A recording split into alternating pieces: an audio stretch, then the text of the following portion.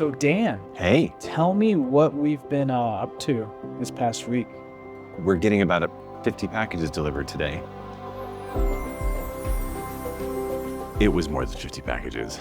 It was hundreds, actually, of boxes. Thank goodness Castro's so well organized. Our dining room basically turned into a mini factory. Thank goodness we had some Silicon Valley coffee to keep us going. Very quickly, we maxed out our one recycling bin. Thank goodness we've got a dog who loves to break down cardboard. Where's the recycling? So it is almost midnight on a Wednesday, and thank God tonight is recycling night because we have so much cardboard.